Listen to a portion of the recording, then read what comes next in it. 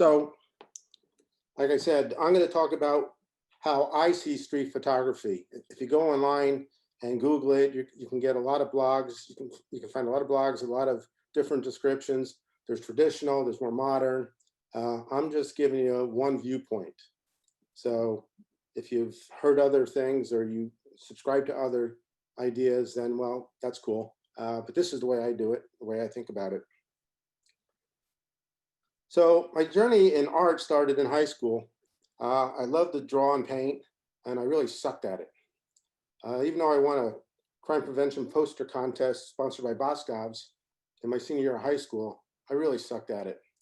And I tried to practice a lot, but it didn't really make any difference. But then between freshman year and sophomore year of college, a friend bought a 35mm Yashica, and I started playing with it, and I thought this was pretty cool. You have these things called ASA and shutter speeds, and you have to focus, and then there's this f-stop, whatever the heck that was. So I started fooling around with it. My wife just texted me something.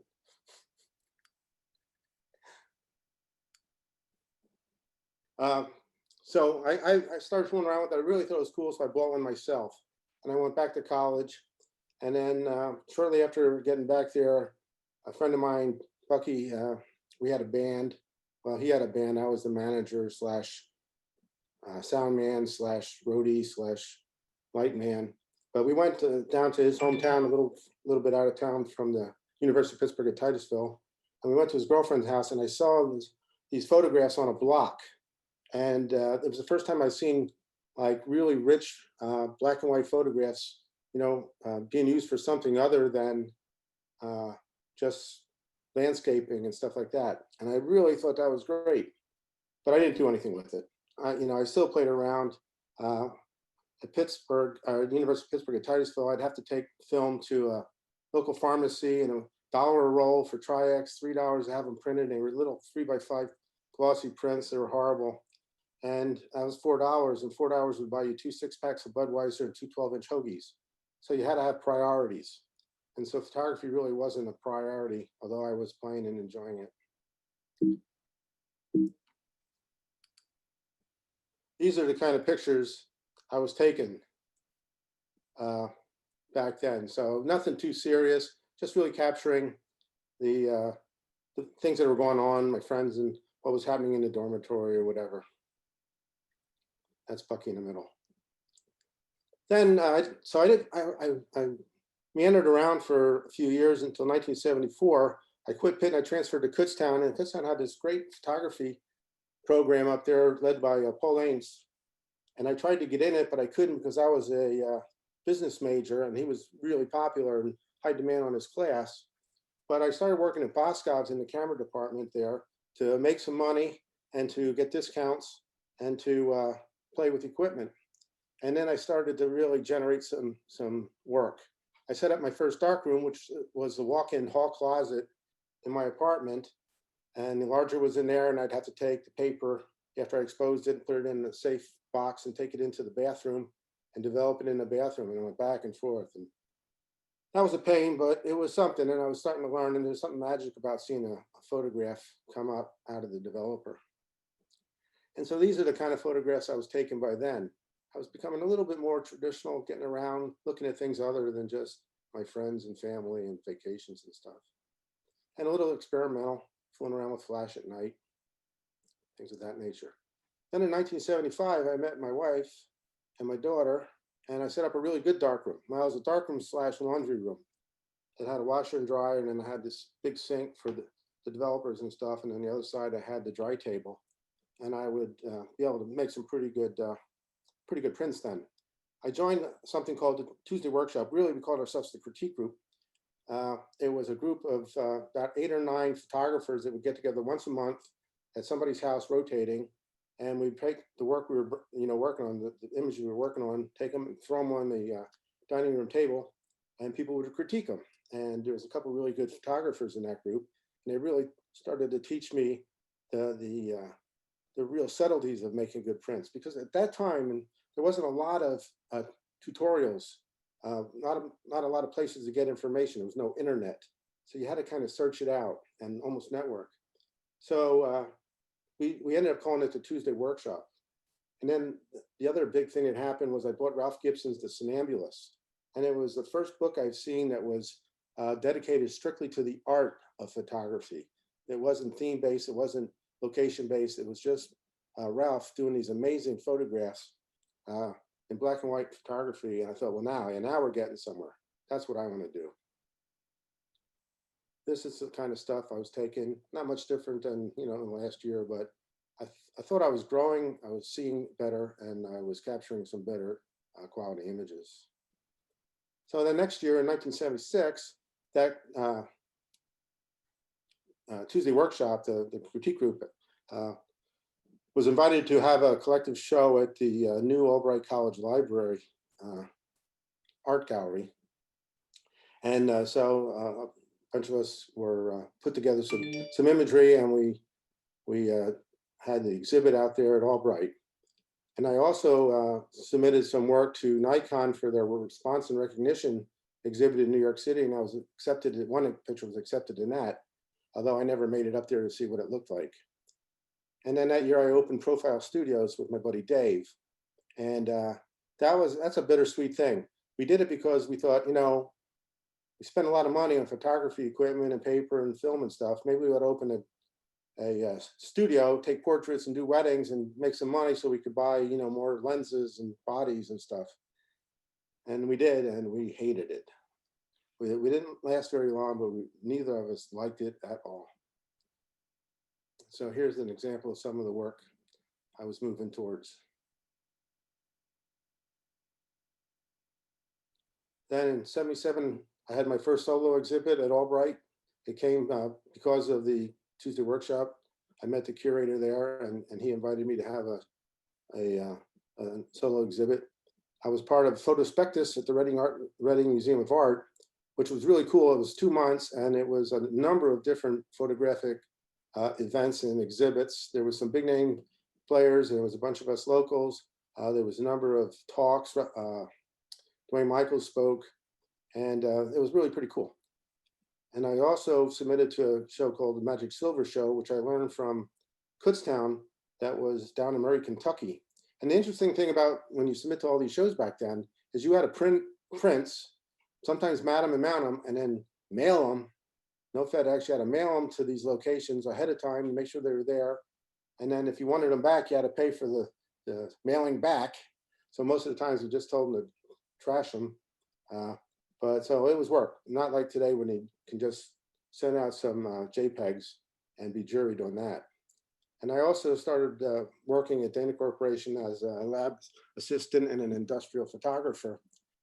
And that was, like I said, bittersweet about the Profile Studios. The only reason I got that job is because of Profile Studios. I was going down there trying to get a job, and they kept saying, we don't have anything for you, don't have anything. Finally, one day a guy says, do you know anything about photography? And I said, right up the street on Spring and McKnight Street is Profile Studios. He goes, yeah, I know. I said, that's mine. So yeah, I own that. Yep, I know something about photography. So I got the job. And that's kind of bittersweet too, from my photography standpoint. Oh, before I go there, I forgot. This was the review in the Reading Eagle Times for my solo show. An exhibit of 20 photographs by a Reading man of people and places in Berks County will be on display. And Anonymity by Joe Pizzuto, blah, blah, blah, demonstrates a variety of photographic processes. And I look at that and I say, wow, how am I not famous? Because that is one stellar write-up. Okay, back to Dana. So I get a job at Dana. And then, okay, so these are some of the pictures from my Anonymity exhibit. Now, I was clearly finding a direction and a vision for what my work what I wanted my work to be. I kept doing these shows. I got another show at Northampton because of the show at Albright. I did a summer study with Larry Fink, who, if you don't know him, he's a pretty well-known photographer. He was a professor at Bard College up in New York. And I submitted him and was accepted into a show in France, which was pretty cool for me at the time. That was the first and only international show I was ever in. Then there were some other shows and stuff. But I started my MBA. Dana had a program, and I was suggested for it, and they put me in the MBA program, and that sort of led to the downfall of my photography for quite a while. At the same time, I was starting to experiment with things other than straight photography. This is something I call extrapolations. I decided to invoke an exercise on myself to go around and take pictures so that they would be two pictures, two frame sequential that I would print as one photograph. So I filed out a negative carrier and I would print these things. And it was an exercise for me to learn how to see things and how they fit in a frame, and then do another one and how they would match up. So I was doing a number of these. My first time I was ever in Black and White magazine was for 6 or 8 of these in a profile category. But I was also still working on regular photographs. Then I got promoted because I was in the MBA program. I got promoted and transferred to Toledo, Ohio. And between studying for the MBA program and my new job and traveling a lot, I almost took 0 pictures. I mean, very few times I took the camera out, other than to record birthday parties or something like that. In the Museum of Art at Toledo, this was one photograph that I had in there. This is the first photograph I've ever sold to a stranger, and this was the second. So these two represent another little bit of a change. This represents where I am actually, for the first time, creating pictures rather than just going out and finding them. So it was a little bit of a departure from street photography. Fast forward to 2002, we were going to Greece to meet up with our daughter for her birthday, and I decided to buy a digital camera. So I bought a little Sony CyberShot. It's like 1 megapixel. And I went off and started, mostly doing vacation shots. But I realized then I needed some processing. So I bought a copy of Elements, and I joined a Photo Arts Club of Toledo out there to help me learn about digital photography, because I absolutely knew nothing. And you can see from here, I'm still kind of cemented into the black and white idea. But I took it, went to Aruba, I took the camera, everywhere we went on vacation, and I started experimenting a little bit more with color. And I was starting to find some things that worked for me, but I was still pretty much a black and white photographer. In 1998, actually, I was working for Dana, and they sold a division that I was sales manager for, and to their Mexican affiliate. And so I ended up working for this Mexican company, and I would go to Mexico a lot. And it was a wonderful place to go, wonderful people, a lot of wonderful food. Everything was great. And I started doing a little bit more photography down there with this CyberShot. And then I started fooling around with selective color when I started to get a handle on elements. Then in 2008, this was kind of like my rebirth. Linda gave me a Nikon DSLR for Christmas that year. It was an entry-level one, but it had detachable lenses and had all the manual things you need from a camera to be real creative. And my brother-in-law Dennis was on here somewhere. We made our first trip to New York, and we've been doing that every year since, except for this year. We probably won't do. Well, I know we won't do it. But for 12 years, on December 29th and 30th, we'd go up to New York City. We'd take the bus from Kutztown to Bievres bus and get up there around 6 in the morning, go over to Starbucks, have some coffee to get some adrenaline going there. And we'd just start walking around the city. We had no luggage. We had a change of underwear and a disposable toothpaste in our coat. And we just walked out of Starbucks and said, "Where do you want to go?" And we just start walking. And we took pictures, we ate, we drank, we took pictures, we ate and drank. We did that all day long. Usually ended up down in lower Manhattan for dinner. Then we'd take a cab in the early trips, and then the subway later up to the Marriott in Times Square. We'd check in, empty our pockets, freshen up a little bit, and then we'd go back out around 10 or 11 o'clock at night and walk around Times Square at night shooting pictures and looking for wine bars. I started using Photoshop and Lightroom about that time, and I kept showing 8 o'clock p.m. I didn't know my clock did that. So this was in Morelia, Mexico, but this is the kind of work I was doing, in that 2008 to 2013 timeframe. Then 2014, we retired and moved down here to be closer to our daughter and grandkids. And Atlanta is really photo rich. They have something called Atlanta Celebrates Photography in the fall, from September to November. And almost every gallery space is taken up with photography. There's a lot of speakers. Sally Mann was here, Stephen Shore was here, Dwayne Michaels was here. And I met a guy by the name of Chip Simone when I found a new camera club to join. He was facilitating a critique night once a month. I started out hanging with him because he was Italian. He was a little older than me. He was from New England. So we had a lot of things to talk about besides photography. And then while I was down here is when I was added to the Museum of Contemporary Art at Georgia's permanent collection. This picture was the second one I was added. This one was the first. This is actually a photograph at my niece's wedding in Park City, Utah. But you see the difference now is stuff that I'm showing you. I mean, I still do black and white, but I'm way more invested in color work. This would be an example of something I would do in Times Square at night when the options were more limited. I mean, there's a lot of light and stuff, but it's, you know, you still had, you didn't have the same opportunities that you have during the day. And these two photographs, I thought about this today. These are my COVID pictures. See, I haven't really been out photographing because it's hot wearing a mask down here, and just, you know, my glasses would fog up. So I've been going through old work, and this was from last year up in New York. And I saw these two and I started looking at them. I thought, these are pretty cool. And I thought, well, yeah, these are kind of reflective of how I'm feeling, you know, being in the house all the time. So these are my COVID shots. And another point here, I've gone back through my work from the 70s many times looking at work. And I noticed one thing, that there's a lot of photographs that I took back then that I didn't see anything in them. I didn't see any value. I never did anything with them. But now, 40 years later, I look at them and I say, oh, now I get what I was looking at. You know, I mean, some of the work I was doing, I didn't understand. And for one reason or other, I didn't think it was worth anything. But revisiting, sometimes you uncover some things that you didn't realize. So that's my journey. And I did that in 15 minutes, so I think that's good.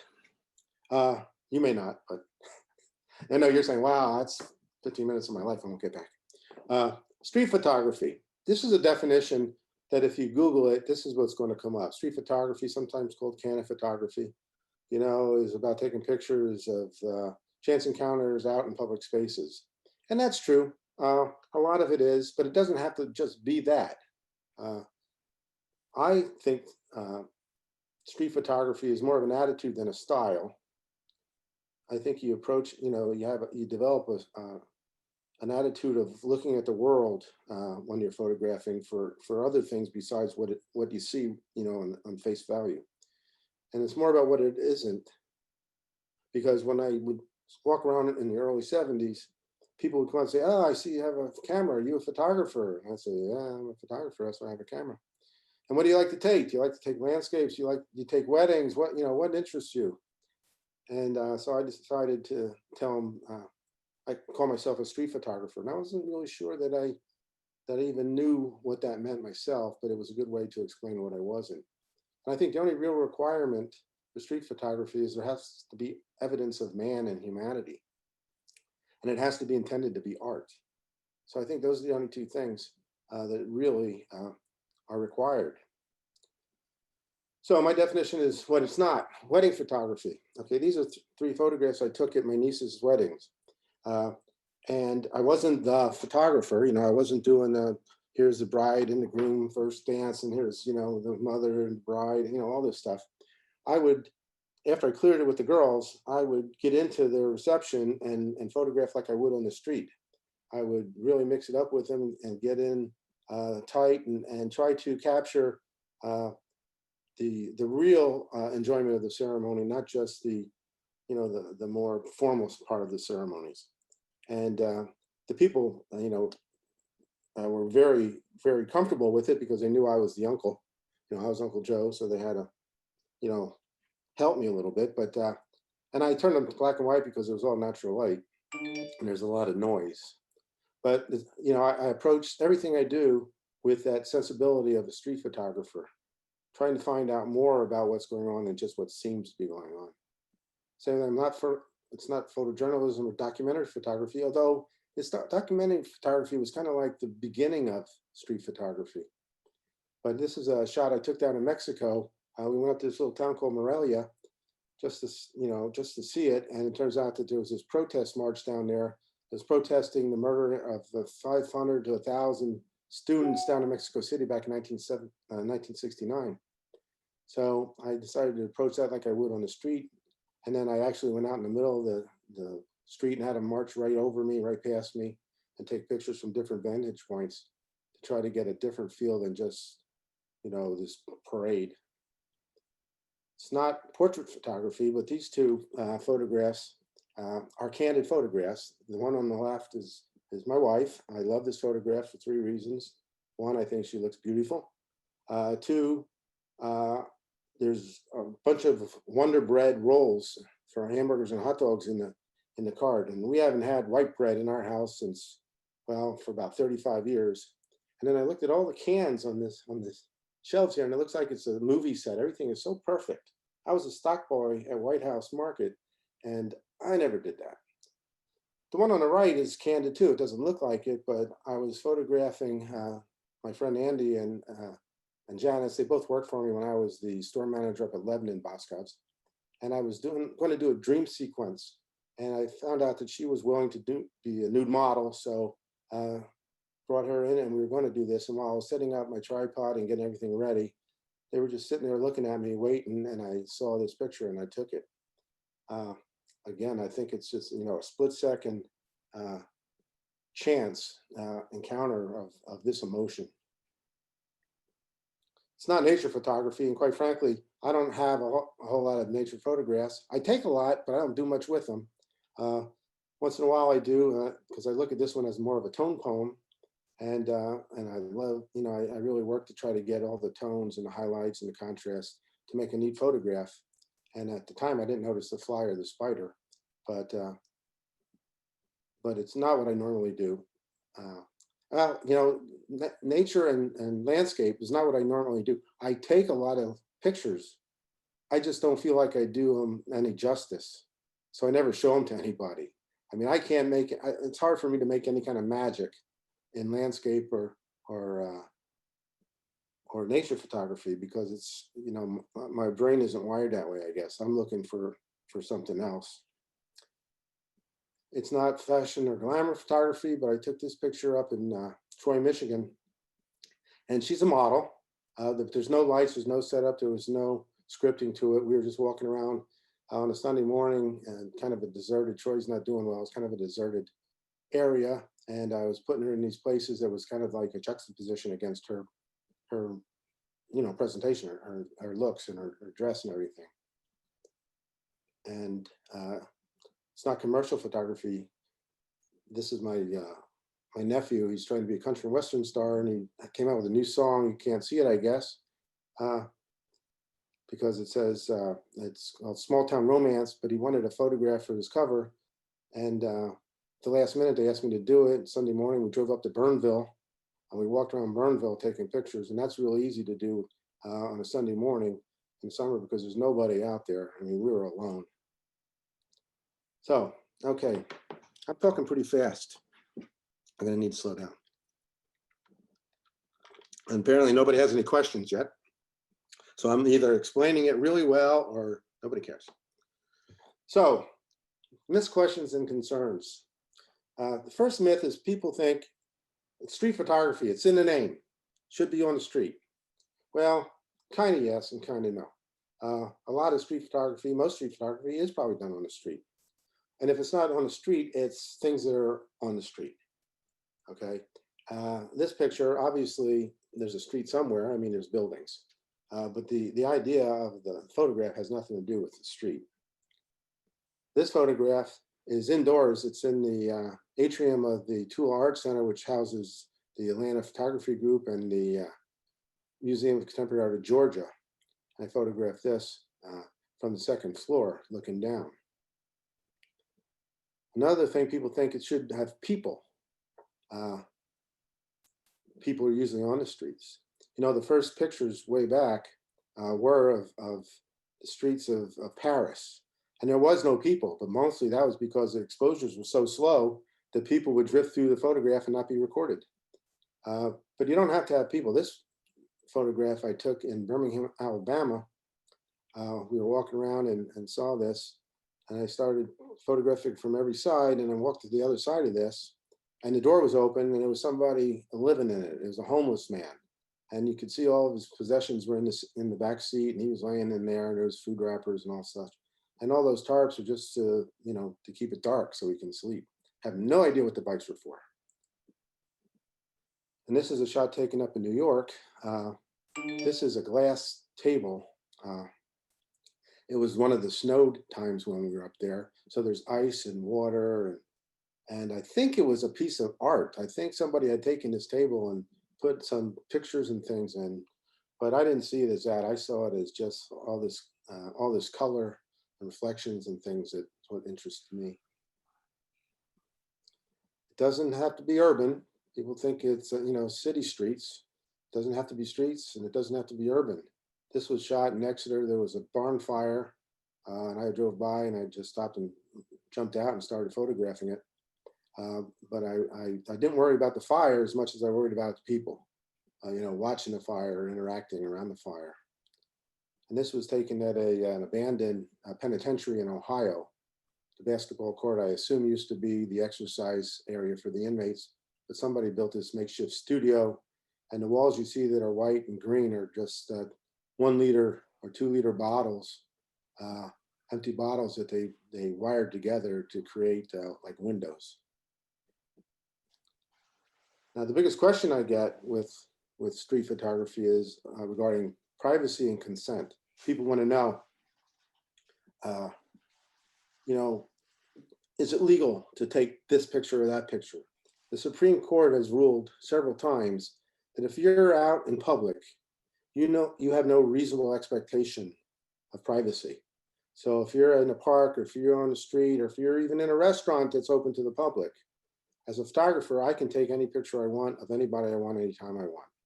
Now, if I'm out in the street and I have a 400mm lens and I'm trying to photograph somebody in their second floor apartment, that's going to get me into trouble. But if you're photographing on the street and people are going about their business, then they're fair game. And when you think about it, we're photographed probably 1,000 times a day anymore with all the cameras on ATMs and streets and security cameras and GPS and Google Earth and all this stuff. Then consent. Do you need a model release?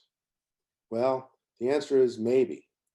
If you're taking pictures and you're going to use them on your webpage or put them in a book or submit them to a gallery, anything that's personal use, even if there's a possibility of selling them, you're okay. You don't need a model release. If you're going to put them in a book of yours, you're okay, but you probably don't want to put them on the cover or the back cover.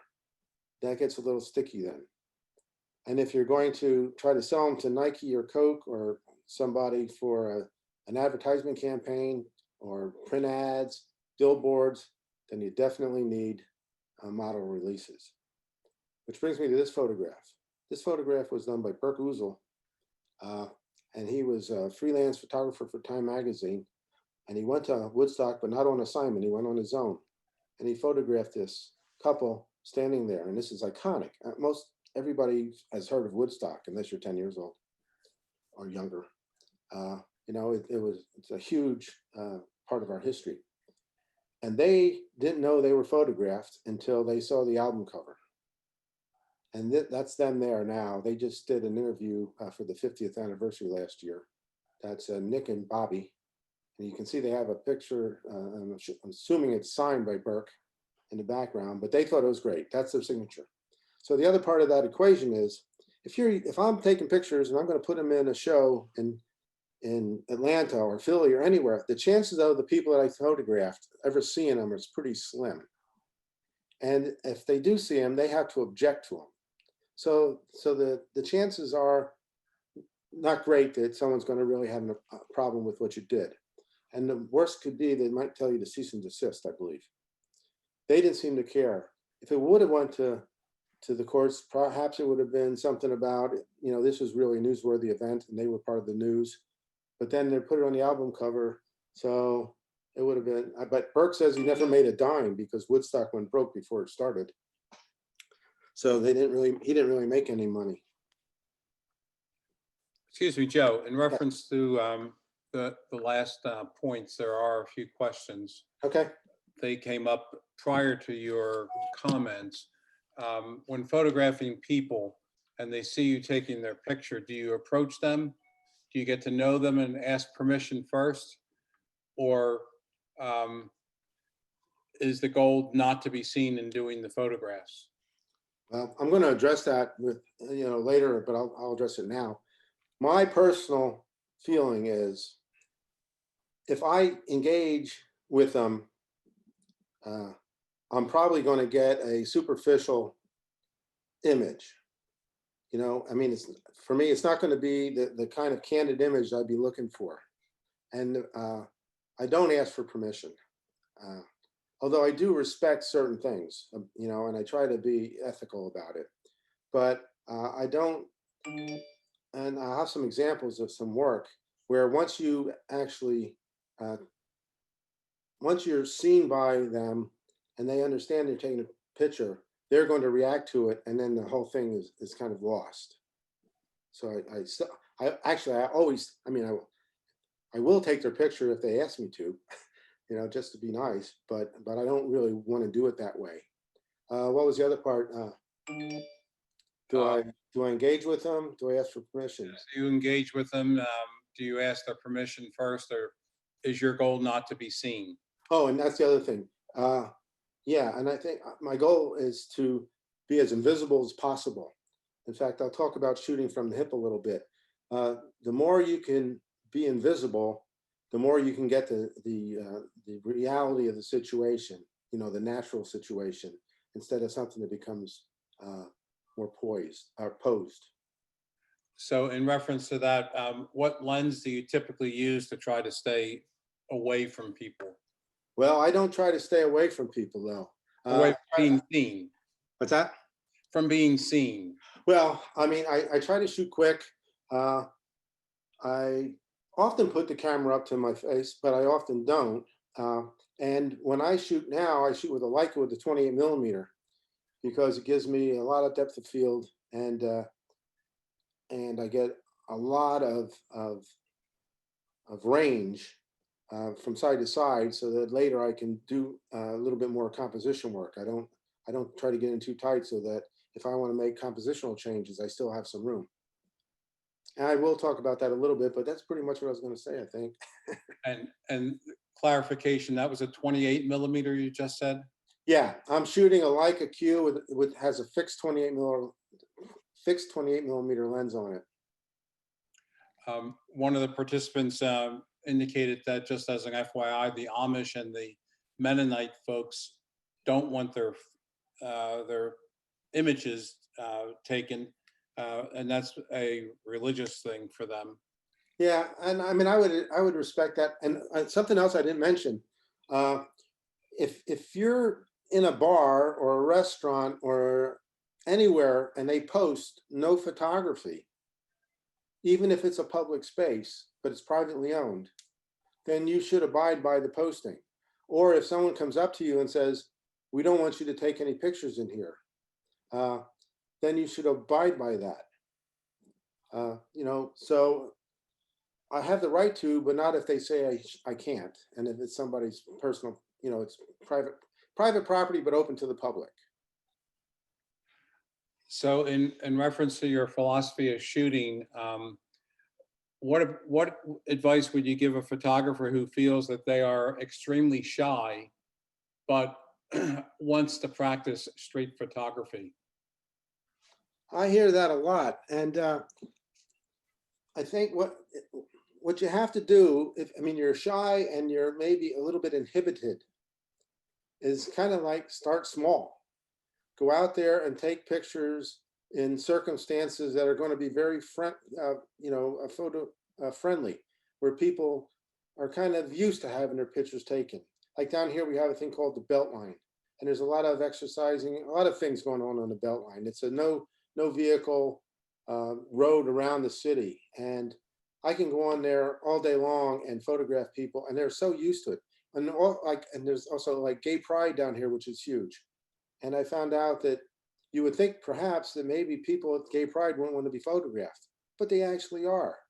They're very happy to be. I mean, they're dressing up and they're, it's a celebration. So if you want to learn to do street photography, if you can go to these kind of events where uh, the expectation is there's going to be photographers, you can kind of get more comfortable with that. You know, and I'll talk a little bit about safety here in a minute, and I'll talk about exploitation. But uh, it's like baby steps. You don't go right into the middle of the protests, during this summer and try to photograph people that might be angry. You work at it and you learn how to take those pictures in more photo-friendly situations. So do you think there's a specific personality type that would be better suited to do this kind of work? Oh, well, I guess, I mean, if you're afraid of confrontation, because you're probably going to have a little confrontation somewhere along the line. But I think you can do good street photography being introverted and staying in the background. In fact, you can stay invisible and still make those shots. You can stand, somewhere and photograph people without drawing a lot of attention to yourself. And you don't have to worry about putting yourself out there as much. I'll show some examples of these things that might help here in a little bit. Okay. And the final question at this point, Joe, if you have a favorite area, do you stand on the corner of that area and just start shooting, or do you wait for people to walk into your sites that you've preconceived? I don't do,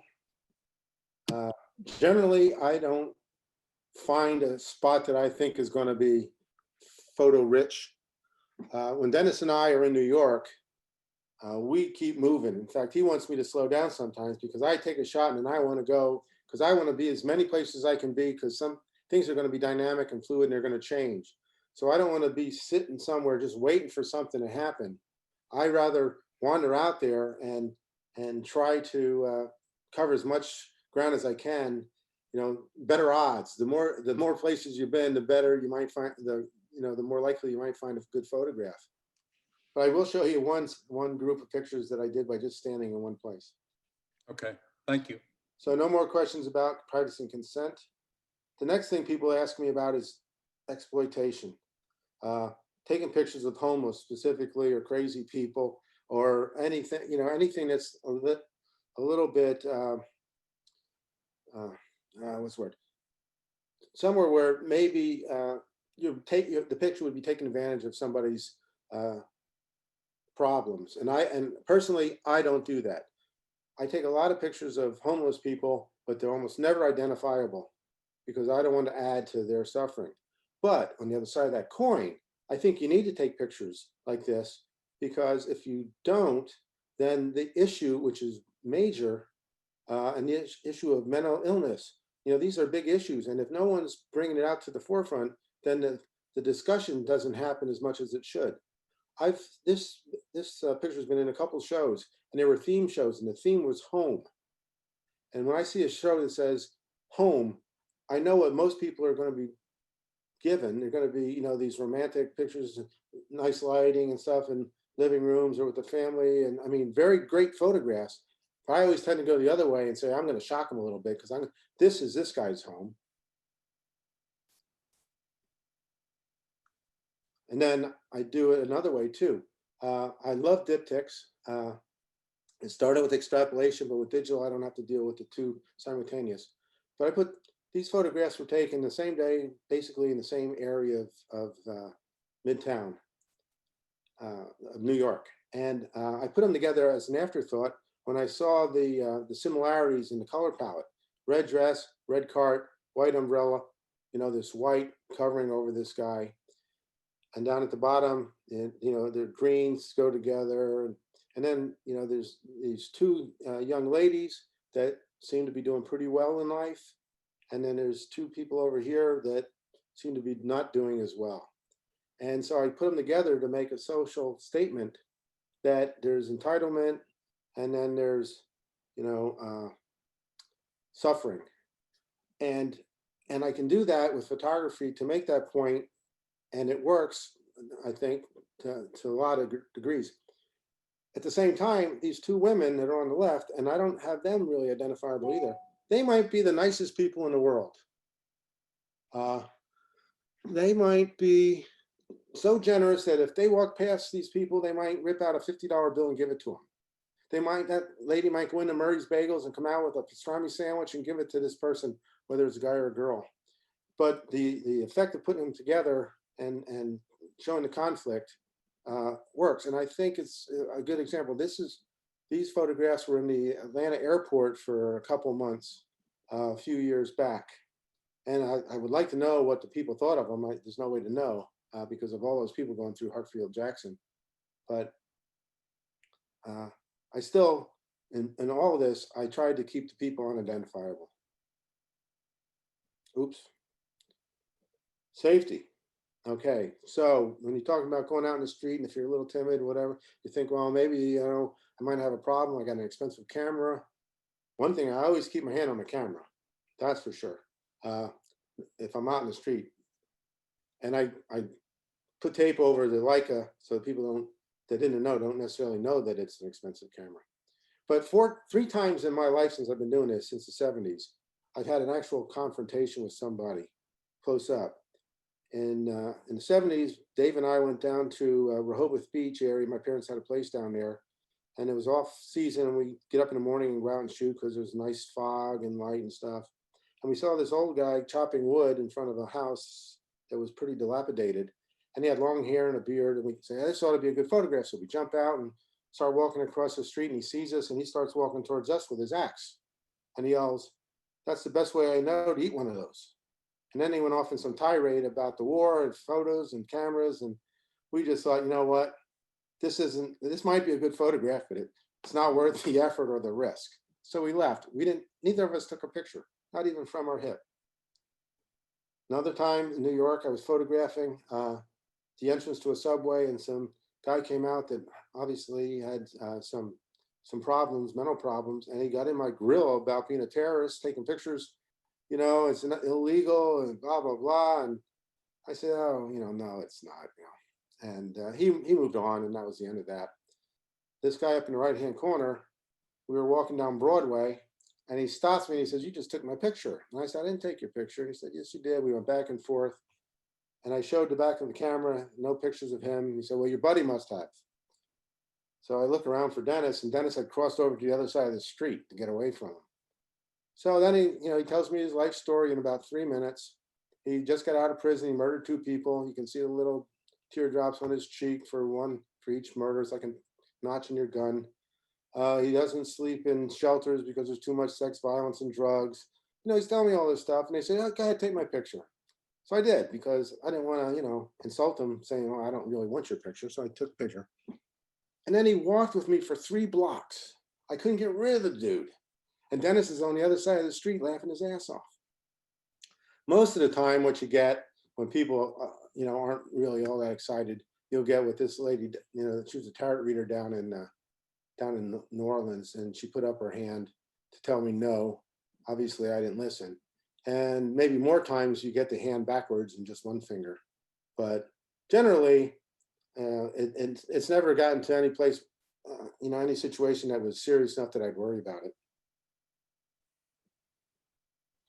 Okay, I'm going to move into the birth of photography and a little history of photography now. The first photograph taken that's considered street photography, was taken by Louis Daguerre back in the 1800s. Resembles nothing like, obviously like today. And it really, street photography really started to get a bounce after Leica introduced their 35mm camera, because it was light and it was small and it was quiet. It didn't have it wasn't a reflex camera, it was a rangefinder. Argus introduced another one that was made here in the US a decade later, but it didn't go over as well. And there was an increase of 35mm cameras being built. Many of them were pretty cheap, but a lot of them were pretty good. Like Pentax and Nikon cameras became really popular because soldiers from World War II were bringing them back from the Asian theater where they served, and bikers were coming from Europe because of the soldiers that were fighting in Europe. But a number of photographers like Henry Cartier-Bresson adopted the Leica because it was easy to walk around with. You didn't have this giant view. Imagine Clyde Butcher trying to do street photography with what he had and all the stuff he'd have to carry. You need 3 slaves to help you carry him around.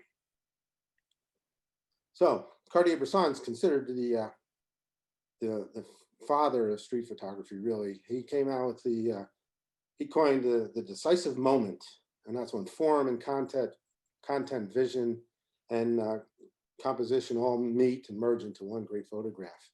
A little bit not true because he took a lot of photographs right here, but the point was you could go into the street and you could find things that were happening that were good on many levels and make a really good photograph, different from then just something of a street scene. Walker Evans, he was really a documentary photographer. He was working for the Farm Security Administration, and he was traveling all over the U.S., mostly in the rural areas, photographing the hardships of people that they were suffering after the Great Depression. And his work is considered some of the best of that genre. But he wasn't really doing what we think of as street photography today. Robert Frank, very similar to Walker Evans, but he went to the cities and he was photographing the social conditions and the human conditions within the cities, and he was doing it very frankly. And he came out with a book called The Americans, which is considered probably iconic. But it was more than just these types of photographs. He was integrating other things with less people interface and more art. Diane Arbus, she was considered the first one to start photographing fringe. This photograph is the one that everybody recognizes that she took. She wasn't afraid to make pictures of things that weren't pretty. Now, I have a couple problems with this photo. I love Diane Arbus, but I have a couple problems with this particular photograph. One is, Photography 101 says, whenever you're taking pictures down the street, make sure there isn't a telephone pole coming out of somebody's head. Simple things. Look around so that you don't have these strange situations. And here we have this lady behind him that's coming out of his head and his ear. And you would think, well, when you're working on the street, you don't really have a lot of opportunity to frame some things. It happens in front of you, you have to take the picture. Yeah, that doesn't work because the problem is she took 16 photographs of this kid. There's 12 of them here, 11 of them are the kid. The one up in the right left-hand corner is the one that she's known for. And all the other ones, the kid looks happy and normal and playful. And they don't look anything like the kid, the boy with the toy hand grenade. And it also shows she moved around from perspective to perspective to get different pictures. So she actually could have. Not to criticize her, she was great. But she was troubled. She killed herself when she was like 48. Vivian Meyer, who just came onto the scene in the last 10 years, although she photographed back in the 40s and 50s, she's an extraordinary case of photography. She was a nanny in Chicago and wasn't making much money. But what she did with all of her free time and money is she went out and walked around Chicago taking pictures with her twins lens reflex camera. And she took thousands and thousands and thousands of pictures, and she never showed them to anybody. In fact, when she died, she left all of her work was in a storage locker because she couldn't afford an apartment anymore. And the storage locker went up for sale, for auction, and someone bought it and found all of them. She left 150,000 negatives. Half of them weren't even developed. 3,000 prints. Nobody knew this. But the guy that bought it recognized them and he started marketing her. And now there's a book out and her work is very gorgeous. Gary Winogrand is probably the first guy to start shooting like we all think street photography should be. It's people on the streets, circumstances, hap circumstances, and he was a maniac. He just shot and shot and shot. He didn't even really, I don't think he thought about what he was shooting. He was just taking as many pictures as he could. Lee Friedlander was very similar, about the same time. These guys were shooting in the 60s, 70s. Lee's still around. Gary's gone, but he was a little bit more purposed. You know, he was designing the image a little bit more than Gary was, where Gary was just trying to, you know, capture everything. Lee is a little bit more specific. Then you can tell from this photograph with the girl on the billboard versus the other people. Joe Meyerowitz was the first one to start making color photographs to be considered as art. It just wasn't done. Art was black and white photography. Even Clyde Butcher said such. He said, you know, color photography isn't art. I think he said it twice in his talk. And a lot of people believe that. So Meyerowitz was really first to be known, but William Eccleston really got recognized the most because he got a show at the Museum of Modern Art, and he was using color as the subject versus as just part of the subject. Stephen Shore was another one, a little bit different use of color, but he was he was using color to create more drama in his photographs. This guy, Bruce Gilden, I call him a guerrilla photographer. He walks around the streets of New York with his camera in one hand and a flash in the other, and he just walks up to people, up to their faces, and snaps their picture. Now, when he talked about, you know, if you're timid, you know, I mean, this guy has guts. Meyerowitz calls him effing bully. I don't like his approach at all. I think he's looking for people that have distinct characteristics that he can exploit with the flash and the close-up lens and all that stuff. And I just don't like it. Mermelstein walks around New York today, and he's looking for circumstances that are odd. Not people, circumstances. And that's the difference between the two of them. And then there's Alec Webb, who's a Magnum photographer, and he's getting real well known, and his pictures are brilliant. They have rich, dark shadows and bright colors. He shoots in Kodachrome. He says they're all candid. I question it because I know how hard it is to get things to come into place, and his work really comes into place. Like this picture, the guy on the left, 1 second earlier, he's in front of the silhouette. 1 second later, he's out of it, and then the girl's laughing. I mean, this is a complicated photograph, and most of his are complicated because they're different layers. So who influenced me? Well, I told you Ralph Gibson's Somnambulist was a big influence. What he was doing with photography, I thought, the black and white photography, I thought was just brilliant. This picture, this is of Mary Ellen Mark, who's another great photographer. And my wife was going to buy me this for Christmas one year until she found out it was $250. And I also wanted a Nikon, a silver Nikon body, f2 body. So she bought me that for $200. Now today I can go on eBay and buy all kinds of Nikon f2 bodies for $200. But this print, it's hand signed and originally printed by Ralph, would probably worth 10,000 or more. But his work was very important to me, as was Dwayne Michaels. I mentioned I was going to do a dream sequence. I was copying that from him. His book called See Fujiyama is all these sequences, and he plans them out, he photographs them, and they tell a story.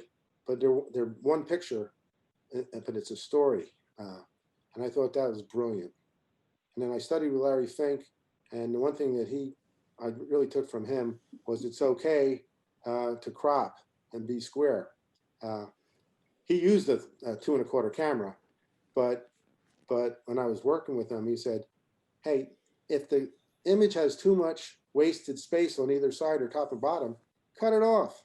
It was hard to do back in the 70s because shooting tri-X, the grain was already coarse, and if you crop too much, you couldn't really blow it up very much. But now with digital, you can. Ralph Eugene Meatyard is bizarre. I think as you can see, it starts to see a kind of a pattern. I kind of like, you know, bizarre and mystery. Ralph would created all his pictures for the most part. He had a series of his family with these weird masks on, and the one on the right, you know, is very eerie, very dark. And I think one of the interesting things about him is he was born in Normal, Illinois, which I just think is hilarious. Nathan Lyons, he had a book called Notation in Passing, and it was a lot of photographs of everyday things, not people, but everyday things out on the street. Just all sorts of things, lots of reflections or posters. He was a curator of photography for the George Eastman House up in Rochester for a long, long time. But he told me that you can find other things besides the obvious that they make a good picture. This is a terrible picture I got off the internet, but his work is very, very brilliantly produced. Les Krim's, this guy is the most bizarre. He does all setup work.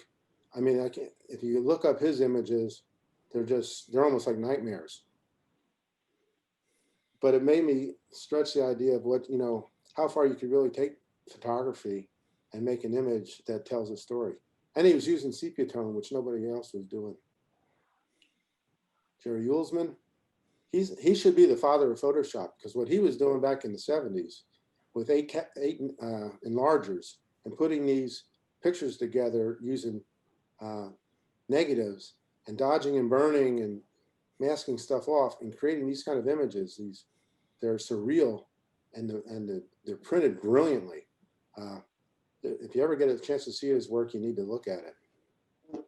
And surprisingly, Edward Weston, because this pepper, if you see it in a gallery or a museum, it's beautiful in the tonality. But when you really start looking at it, there's a lot more there than the pepper. You start seeing, human form and sensuality and stuff. That's what I think Edward Weston, I think, was the one that said, first, the picture is what it is, and then it's what it can be. And that's why he approached photography. And then, of course, Ansel Adams, because in the 70s, the only time you really saw photography in the mainstream was when Time magazine was saying that Ansel Adams just set another record for the price of a photograph. And this one is specifically, I remember I saw it sold for $10,000, and everyone was thinking like, that is nuts. Now photographs are selling for $4 million. So my philosophy, you were asking these questions. Some of them are going to be addressed here. My philosophy of photographing on the street is, I wander, I don't search. I go out just looking for things that present themselves to me. Like this styrofoam heads outside of the Simon Guggenheim Museum, or this billboard with the silhouetted statue, this electronic billboard in Times Square. I don't have any preconceived notion of what I want to find. I just try to stay open, and I wander around, and I walk behind my eyes. And that's a weird concept, but Chip and I discuss it a lot. And what it means is, you walk around, you try to free up any predetermination of what you want to shoot, and you just see what your eyes see and then what resonates. And if it resonates, your mind is going to tell you to take the picture, and you might not even know why. You just photograph it, you snap it, like this Christmas tree wrapped up. I saw it, I took it, it resonated with me. My wife says, I don't know why you think this is a good picture, but I do. Or this one.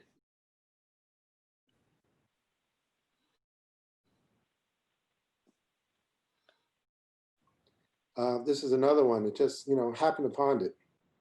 And it's like futuristic. And I don't go looking for that, but it presented itself. I take what the day gives me. When we go up there on December 29th or 30th, there's a good chance the weather's going to be shitty. Sometimes we spend more time in the bars than we do out photographing if it's really snowing or raining. This day, it was really raining, so we stopped in a place called Tom and Jerry's. We met Kat, the barmaid. She gave us some umbrellas out of the lost and found. But I took some photographs while we were in their bar. This one was last summer. We were up in Washington Square Park, and the weather's nice, so we spent more time outside photographing. And this guy's a bit of a normal. I mean, he's there all the time. I guess he's pretty regular. But I took this picture because of him sitting there with those two guys behind him. And you can see that they probably have a completely different lifestyle. Black and white versus color. In the old days, I had a body for color and a body for black and white. When I came upon a picture, I had to decide which one I was going to do. I had to decide which one was going to work best. Now I don't have to do that with digital. You can take one picture and you can decide later. This example here, the one on the left, I don't think works in color, but when I convert it to black and white, I think it works much better. This one, I think the color one is really good, and I love it in color. And if I had my choice, that's how I would show it. But I am in an online show right now. It's all black and white work, so I converted it to black and white. And I think it works equally as well. And the same with this one. It's kind of a toss-up. I don't think these are as good. Either of these are as good as the last two. But color, originally I looked at it as a color photograph. Now I look at it as a black and white photograph. Narratives versus questions. Single picture narratives are good. I take them. You know, this one is clever. Lemonade, good advice. Doctor's out. Is nice. Everything's nice about it. The detail's good. If everything kind of works. But I'm way more interested in taking a picture like this that people ask me, well, what is it? You know, it's more of a question mark than it is a statement. And that's what I always try to achieve. And that's my first goal in photography. I know responsibility to the truth. When I'm photographing, it doesn't matter. I'm not a photojournalist, and I'm responsible for maintaining, you know, some semblance of reality. This is a photograph I took. I call it the Sidewalk Galaxy. This is what it looked like when I took it. But I had this in mind when I took it because I could see the color, and I started imagining. I didn't really think it was going to be a galaxy kind of situation, but I saw that there was a lot of opportunity in this photograph once I got to process it.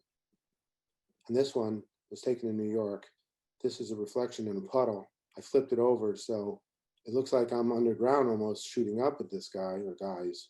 But reality is it's an upside down photograph. I look at composition as secondary. You have to react very quickly on the street. So when a photograph presents itself, you take it and you hopefully you get the composition as good as you can. You want everything in camera as good as you can. But if you don't have much time, you just grab the shot and see what you got and work with it later.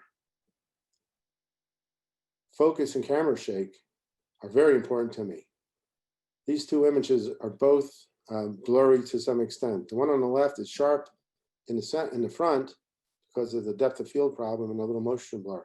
The one on the right, it's not that bad, but if you try to print it, it doesn't work because his wristwatch and his ring show blur, and the color version of it with his tattoos show blur. So that one on the right really isn't very useful to me. The one on the left, though, I think I can make work because it has this sentimentality of maybe a pinhole camera. Noise. Noise is something that I don't even deal with anymore. I don't worry about it. I let the camera go as high as it possibly can if I need to. This photograph was taken around 4:30 at night in New York.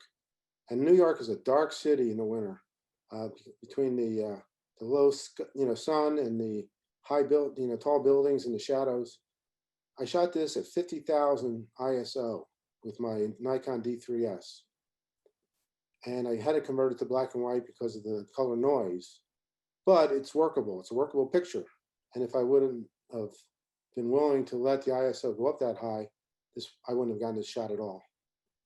Same with this one. This was shot down in Mexico at midnight, and this is 102,000 ISO. That Nikon D3S is excellent for ISO, that's for sure. That's almost the last thing I worry about is noise. And I do shoot from the hip. When we were talking before about being inconspicuous, being invisible, this shot was taken up at Kutztown in the 70s. And I'm quite sure that if I would have brought the camera up to my face, somebody would have noticed and would have changed the whole dynamic of the photograph. Now, if I would have brought it up to my face, I might have had a different shot from a composition standpoint. But I got what I got, and I don't think it would have been really a useful shot, especially if the middle lady would have looked at me. And I think subject is subjective. I think you can make great photographs out of almost anything. I mean, if someone said, I'm going to make a photograph of a grimy old dump truck with a blue wheelbarrow on the back, and it's going to be in 2 curated shows, one in Michigan and one here, I would have thought they were kind of crazy. And I don't know what this is, but I love this photograph because of the textures and the tonality. So I mean, it doesn't work in black and white. I mean, in color at all. It works in black and white in my mind. And the same with this. This is a picture of a window, a storefront in New York that had some type of cellophane covering that was scratched and old, and there was some things that had been taped to it. and I worked it a little bit in Photoshop, and I came up with something that I think it reminds me of maybe Japanese art or a wood cutting or something. You asked about do you ask for permission or not? We were down in Philadelphia on Market Street, and these three guys walked by, and I'm leaning against the wall, and my camera's on my hip, and I see him, and I snap the shot, and the Nikon F2 mirror goes clunk, clunk, makes all this noise, and these guys take 3 steps, and then they stop and they come back. And I said, they're not gonna like this. And then one guy on the right, he says, did you just take our picture? And I said, yeah, I did. And he goes, you wanna take some more? And I said, yeah, okay, why not? So I snapped some more, and the one on the left is, this is what I got after they knew I was taking a picture. And I think the energy between the two clearly favors the one on the right. The guy's fist is clenched. There's tension in it. Where on the one on the left, they're posing, presenting me with what they think they should look like. Down in Atlanta, there's a lot of characters, and I think these are all okay photographs. Again, it's not really what I'm looking for, but all of them were offered up to me. The guy on the left, he was begging for some money to get MARTA. That's the thing. Can you give me $250 for the MARTA bus? And I said, yeah, I gave him $250, and then took some pictures of him, and he was giving me these poses. The next guy, and yes, that's a guy. Chip and I were shooting in the morning on a Sunday, and we walk around the corner, and him and his brother are sitting there smoking some marijuana in the corner of a pharmacy. And we looked at them, and they started laughing, and they started posing. So I got this shot of him. Next guy, he wanted to kind of be a boxer, and a girl, she just wanted to be beautiful. And I think, sometimes I wonder, if they aren't the best photographs of them, because that is actually their personalities. That's what they're trying to show me. Where a lot of people think they have to be way more solemn and, and more serious. And that's how you really get to know the person. So I don't know. I don't really do a lot of this. Luck is preparedness in the face of opportunity. When I'm walking on the street, the one thing I want to do is have the camera always ready to take a picture. Because you never know when one's going to happen. We were walking, this was actually December 28th. The first year we went up there, and it was like 70 degrees. Who would have thunk it? But we're walking along, and there were some people in front of me, and all of a sudden they parted ways, and all of a sudden there's these 2 girls. And I just, my hand was on the trigger, and I shot the shot, because I had it, hopefully set up right, and the flash went off, which I didn't plan on. But it turns out that makes the photograph, because if you look at the other areas, there's camera shake because the ambient shutter speed would have been lower, but the flash froze her, and the focus was dead on, and her eyes are sparkling, and the flash has her little necklace and her blouse, all the detail. So yeah, I was lucky, but I was ready for it because I had everything pretty much preset, except for maybe that thing about the flash popping. We talked about, do you like to, photograph people and stand in front of them? I do whatever I can, but this particular time, I stood on the corner of Broadway and around 42nd Street, and I had my Nikon D3S and a 24-70 lens. So this is a huge thing. So I just stood there with the camera to my face, and from 11:56 to 12:05, I photographed everybody that walked towards me, just looking for reactions. This is about half the pictures I took, and the reactions are pretty average. I mean, a couple girls, they were smiling and being cute. A couple of men who gave me stink eye. A couple other people looked at me like, who cares, But that's as close as I get to a project. And this is my brother-in-law, Dennis, the most interesting man in the world. He doesn't always chimp, but when he does it in the bar. This is something I tell people if they're doing street photography. Unless you're doing a very static subject, you can't spend a lot of time taking pictures, looking at histograms, looking at the back of the camera, because everything's moving around you and moving in front of you, moving by you. You have to be ready to have that camera set to go when something presents itself. And the other part of it is, when Dennis and I are up there, we're walking around for 18 hours. We use up a lot of battery. So chimping just uses up the battery faster. If you're only going to be out for an hour or two, then that's probably not an issue. So technically, this is how I approach it. If I'm going to use autofocus, I use something that's pretty center point focused. So I know that, I'm going to be pointing the camera at something that should be in focus. But I usually use, or very often use, zone focusing or hyperfocal distance, mostly zone, because that allows me to not have to deal with one other thing. With this photograph here, if I would have had it on single point center focus, I'm not sure what the camera would have focused on. And depending on the aperture, I might have missed something. If the mannequin or whatever that thing is wasn't in focus, then the shot would be lost. But by using zone focusing, I set everything from 3 feet to 25 feet to be in focus. That's how I pick my aperture. So I use aperture preferred. I set the aperture so I know I can deal with the depth of field that I prefer for the shot, or for the the whole street or the whole time that I'm there. I use ISO, auto ISO, to control the shutter speed. I told you I'm not afraid of high ISO, so I set the shutter speed or the ISO to be automatically increased anytime the shutter speed would drop below 1/250th of a second, because I want to make sure the shutter speed is equivalent enough or fast enough to stop the action. And 1/250th of a second will do most everything on a street, not on a racetrack, but on a street. And I do use a wide angle lens. So that's pretty much it. My artist statement, which you always have to have when you enter shows, it seems, is the same from 1974 basically to now. Basically, I'm a wanderer. I'm a street photographer, but it's all the things I talked about.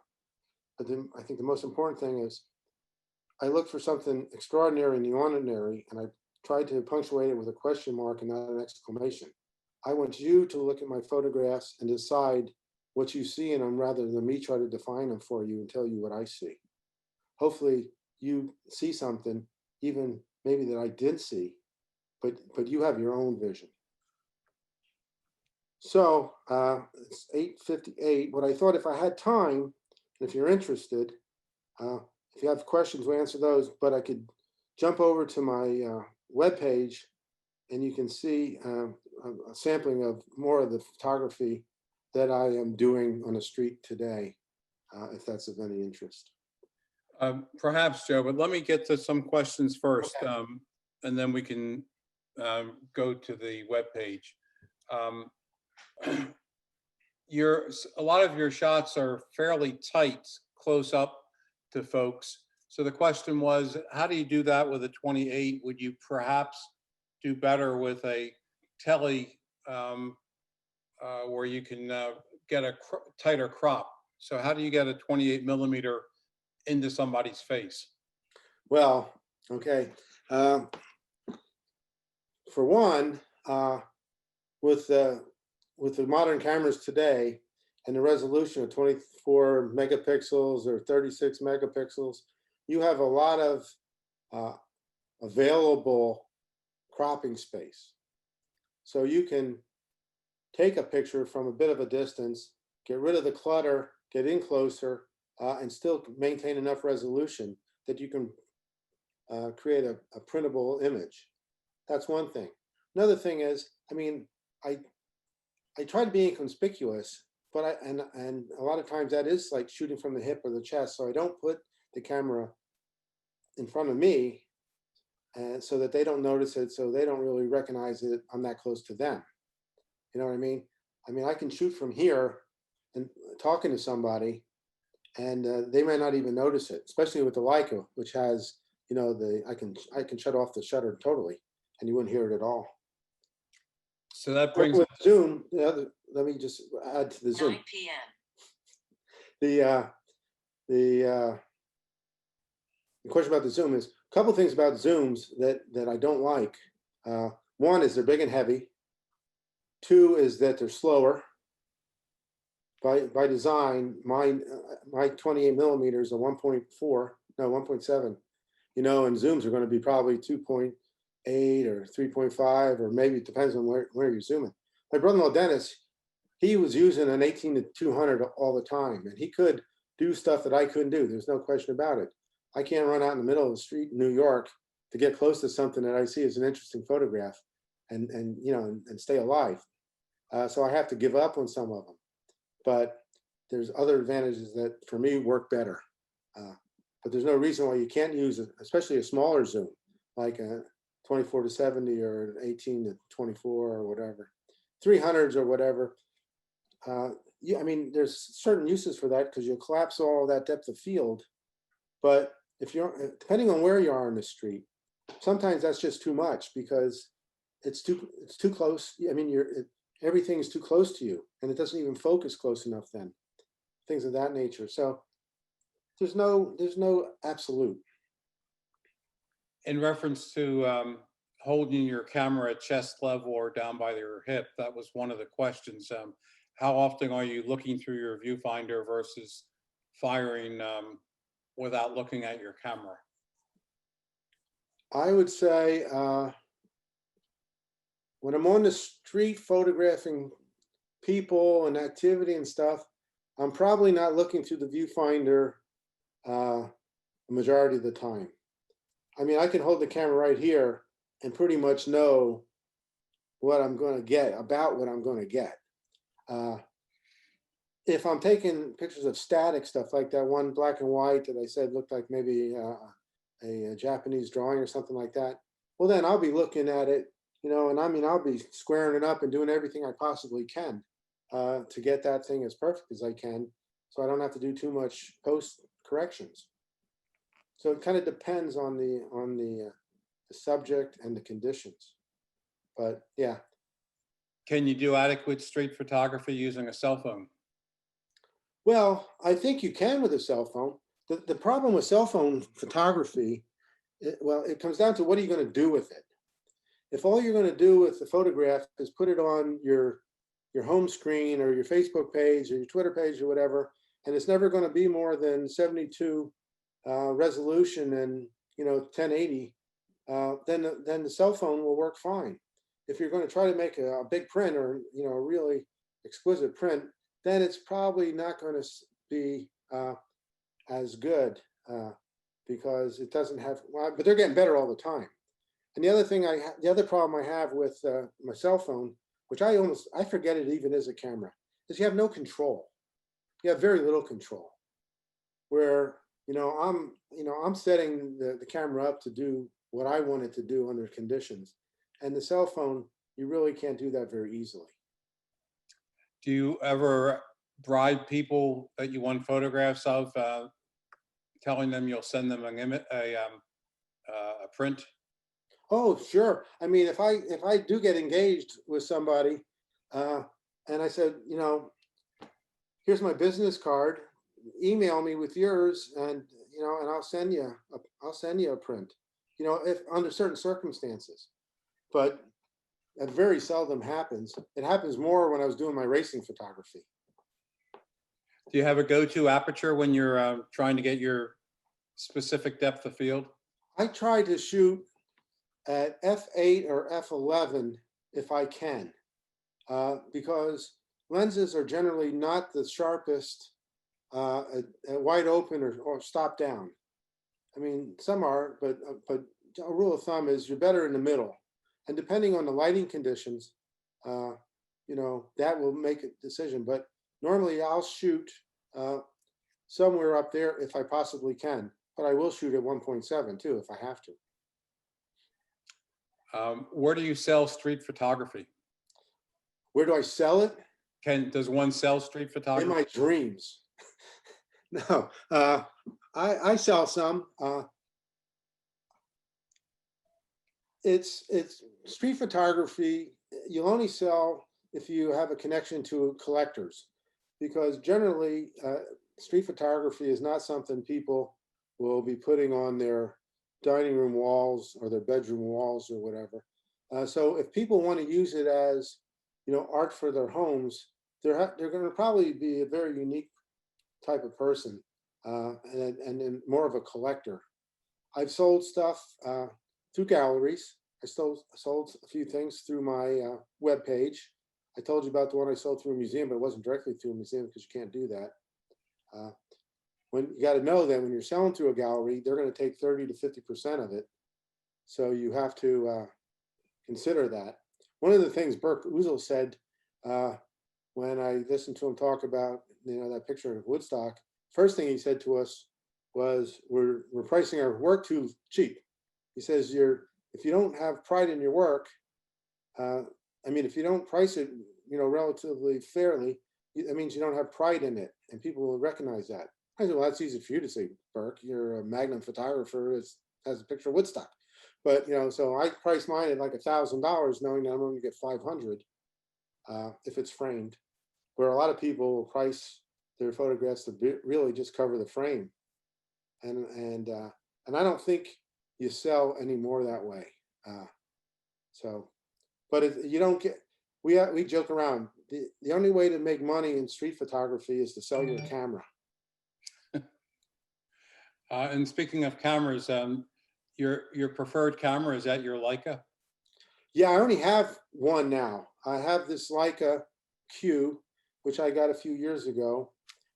And I used to have a Nikon 7200, D7200, but my oldest grandson, Justin, has taken an interest. So that camera now, and the 18-200 lens that was on that, which I bought just for photographing at their school events and stuff, that lives over at their house. So I don't see it except when I go to visit. So yeah, I'm down to the one camera, the one Leica, and no lenses. And I sold all my racing stuff. And your actual shooting process, the question is shooting on automatic. You shoot aperture priority with automatic for your ISO, correct? Right. Yes. Everything is aperture preferred with auto ISO.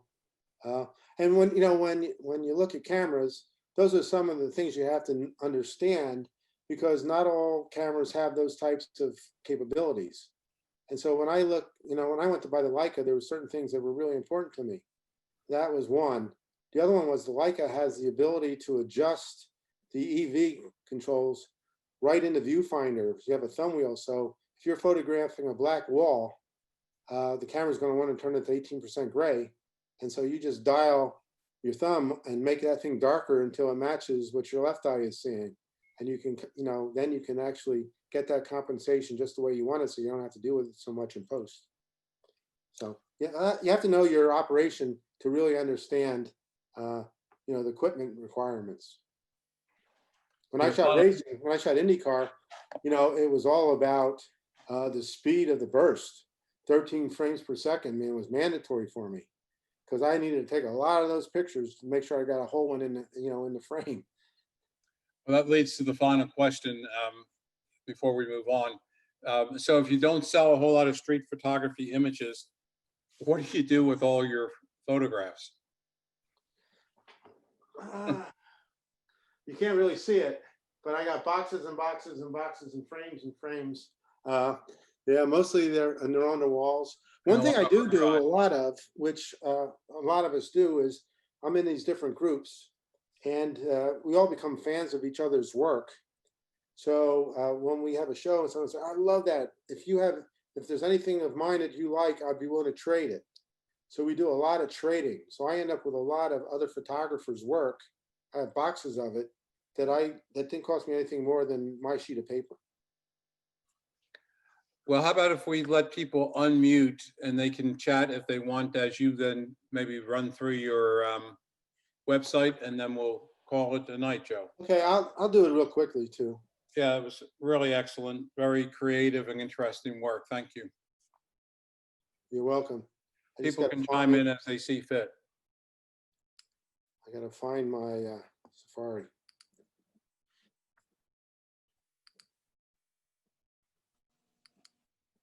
Oh, that's the racing site. Okay. Thanks, Joe. That was great. I don't know how to move this vertical. Anyway, are you seeing pictures of you guys on the bottom? We're at the top. Your slideshow is not moving. You need to remove your slide, your share. Oh, I gotta share the other one. That's right. There Sorry. you go. Technology. Yeah. Okay, so this is my webpage. I call these portfolios, but they're really buckets. I just, over the years of accumulating all these photographs, I find that they can be grouped into certain areas. I call them buckets. We'll start with the New York stuff. You've seen a lot of it, so I'll go through quickly. This is all the color stuff from New York. In fact, I think you've seen all of them. Oh, there's a new one. Here's another new one.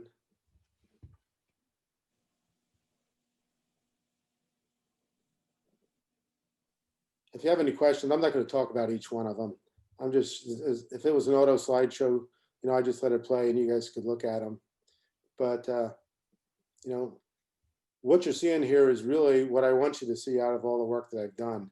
So this is kind of like what I think is important in the shots that I've taken in New York City. And I've left in color.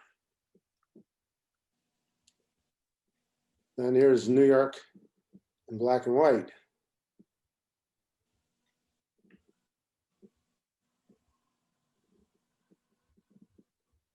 Joe, that one of the girls, that's actually a subject that I read about the other day. They're going to court about those type of photographs now. I know, I was reading one, the New York Post Yeah. did an article about this woman that says she felt totally Sexual bullying or something. I forgot. She was Asian from Brooklyn, I think, and yeah, she went off on how upset she was and threatened she was with this guy taking her picture. Yeah. And then she goes on to say she grabbed him by his camera bag and held him till the police came, which is assault on her side. But I mean, we'll see how it works out. But so far, the court has always said, if you're out on the street, you should be expected to be photographed. Right. Now, shooting up some girl's skirt or something like that, yeah, I get it, But that's what they're trying to pin all the street photographers as, upskirt photographers now. At least that's what it sounds like. Yeah, probably. This is my group of self-portraits. So Joe, I had a photograph I took in New York City, a street photograph in one of the Washington Square Park, and there were probably 75 different people in the background, and it was a picture of a guy making a giant balloon, or a giant bubble, and I had that particular image at one of my shows on the wall in Reading. And this woman stops and she's looking at my images and she looks at that one and she says to the guy next to her, "That's my college roommate." And it turned out that the woman that she spotted, they had been roommates in New York City in college like 10 years before. The husband said, "That's impossible." I said, "That's ridiculous." And there on the spot, she texted the girl and said, and I knew when I took the image, and she texted the woman and she said, "Were you in Washington Square when Bubble Man was there?" And the girl texts back and she said, "Yes, I was." And she said, "This guy has a photograph of you." Did you want a copy? Oh, I said, "Maybe you want to buy her the image that's up and send it to her." And Yeah. she thought about it for a minute and she said, "Nah, that's all right," and walked away.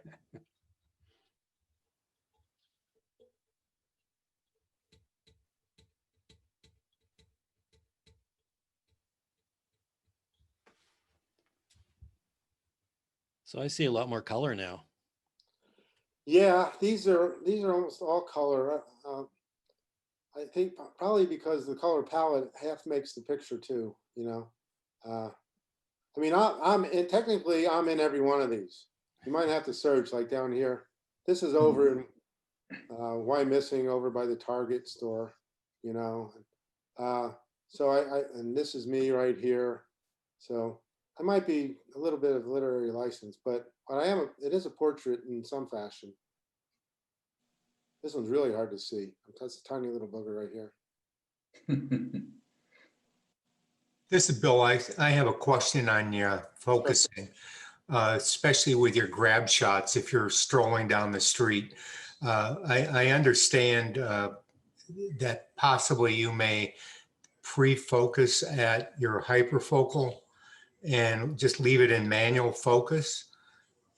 Or are you usually strolling and taking shots in autofocus, which to me, if you're doing shots from the hip, you might not get as consistent results? More often than not, I have the camera set where I can, depending on how crowded it is, where we are, but normally walking like in the streets of Atlanta or New York, I'll have the camera set with an f-stop of somewhere around 8 or 11, and then I'll try to get the focus point from about 5 to 20. Because I believe that, you know, I'm going to be within that range of the subject, and I don't have to worry about where the focus point is going to be. So I'll set it to, and you know, in a lot of cameras today, you don't even have those brackets anymore. You'd have to do some calculations. My Leica has, you know, like the old-fashioned ones, for every f-stop, it shows you, you know, where the range, the depth of field is, and I can do that, but not everybody can. Was that a full frame or a crop sensor? That's full frame. So your hyperfocal at f8, f11, 23 is not probably less than 20 feet. I got you.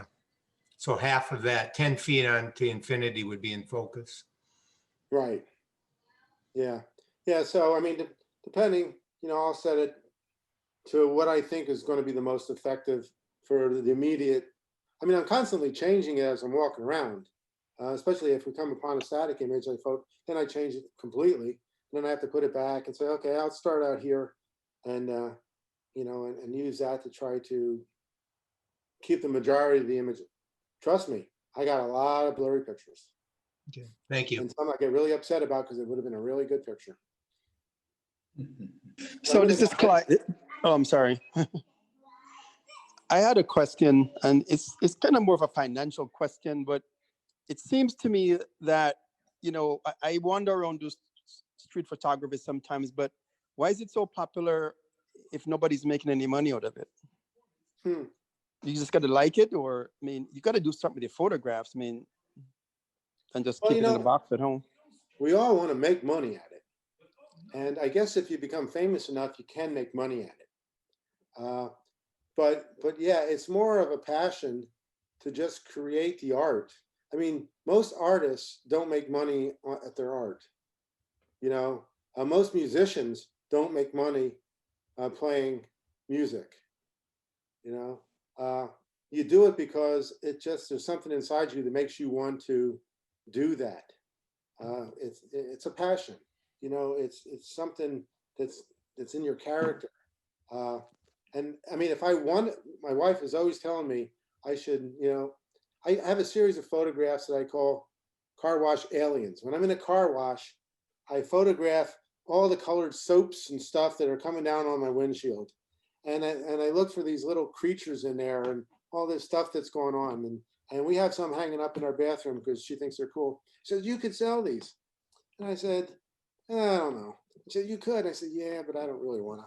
Because what it would take for me to sell that kind of work would be something that, you know, I probably wouldn't have the patience for, you know, to go to art fairs, you know, and set up a tent and do that sort of thing. And I tried that in Toledo way back in the day. And I made a lot of prints and you invest a lot of money in it. And you mat board and all that stuff. And then people come around and say, well, do you have one in blue? Because my kitchen's blue. And you know, and stuff like that. So I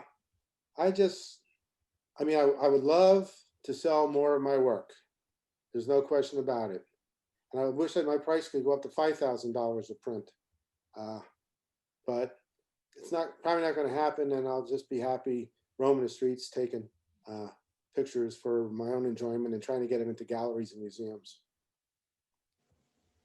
Bill, in reference to your question, going on the app Photo Pills, using Joe's specific camera, the Leica Q 28mm lens at f8. If he sets the focus at 10 feet, he's in focus from 5 feet to 135 feet.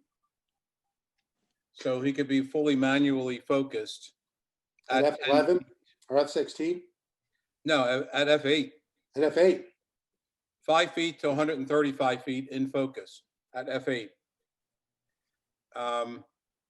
And if you were to be shooting at f4, setting your lens at 10 feet, you'd be in focus from 7 feet to 19 feet. So you can pre-focus with a pretty great depth of field using a 28mm lens on the Leica Q.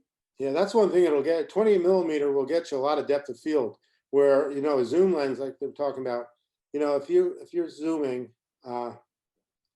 when I was doing racing photography, I had a 200 to 400mm. And I would focus on the, you know, when the car was coming around the corner at me, I would focus on his shield, you know, his face shield, or maybe the steering wheel in his hands. And when I was fully extended, I mean, it was hard to have it was difficult to have the right thing in focus because you had to be so darn on with it because you had very little depth of field.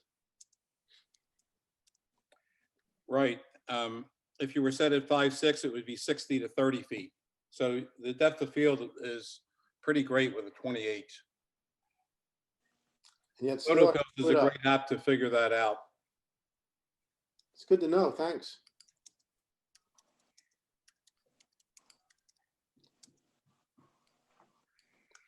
So this is called Below. This is photographs I take down in the subway while we're waiting to get where we're going.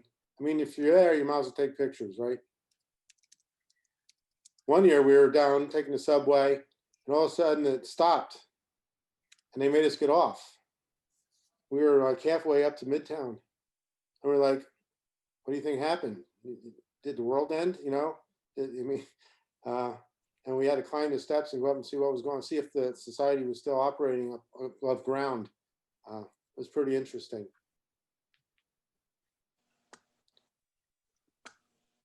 I think that's, oh, chrysalis. Yeah, I missed one. This is another bucket. I take a lot of pictures, center subjects, which, you know, always like, you're not supposed to do that. Rule of thirds, this and anything. But I do it anyway for fun. And I started noticing I was taking a lot of pictures, putting them in the center of these frames, and it was things that were covered up or hidden by something else. I thought, wow, you know, it's like cocoons. It started out as cocoons. So I said, I got all these cocoon pictures. That there might be something inside that's really interesting and really beautiful, but you can't tell because it's covered up. So anyway, that's the kind of work I do. And like this picture right here, I don't think you're going to see anybody buying this to, you know, to hang on a wall anywhere. Any other questions? Oh, well, thank you so much. That was great. Thank you. Got a good turnout as well. Yeah. Now, Clive, is that who asked me about the why take the pictures if you can't sell Well, them? you know, this is Clive. Actually, you know, I like street photography, and sometimes I'm out there doing a lot of it. And but I'm not as brave as you are. I generally use my cell phone, but I have to be get braver, or you know, not as shy. But because you know, I think it's great, and I mean, where do you display them? You know, just instead of just keep them in your house. So I was wondering. Yeah. Well, what I was going to say is, you know, you could help us, all of us out as street photographers. See over here, it says support the artist. Yeah. You can contact me and I'll make a photograph, anyone you want, at any size you want. And I'll quote a price so that you can have it. And that would help me greatly. Buy more Okay. paper or ink for this Epson 3880, which costs a fortune for their 8 different cartridges. So do you print your own stuff, or do you print your own stuff then? I only print my own stuff. I was in a show at it's called the Center for Fine Art, or Center for Photography, Southeast Center for Photography up in Greenville, South Carolina. and they offered to, as one of the service, if you were in the show, that they would print it and frame it for you for a small fee. And I thought, you know what, that makes sense. Instead of me having to drive up there with the image or ship it up in a, special boxes, which I have some of. So I thought I'd do that. And then I got to the opening that Friday night, Saturday night, and I looked at my image and I said, I'm embarrassed. This is not anywhere near where I would have had this image as far as tonality and contrast and richness and stuff. And I talked to the owner of the gallery and I asked him if it would be possible for him to redo it. And we went over and he said he would. I never went back. So I don't know if he just bullshit me or not, but I looked at it and go, I can't do that. So even now, if I'm in the show, I was in a show a few years ago out in Fort Collins, Colorado, and I had to ship a pretty big print out there, and I bought a box that cost $100 and some, and then the frame and do all that stuff. And then, they charged me the freight back when they sent it back to me. But I'd rather do that than let somebody else look at my work and look at the print and say, well, that's substandard, and find out it's because I didn't print it. I mean, when a print is hanging on a wall in a gallery or museum, you can be sure that that's the way I wanted it to be. And if you still think it's shitty, well, okay, we have a problem with what we think good is, but.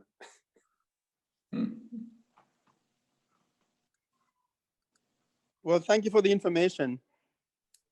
Everybody ought to get out there and do a little shooting. It's refreshing to walk around and you can meet some people and you can see some very interesting circumstances. Just don't be rude and you'll be okay.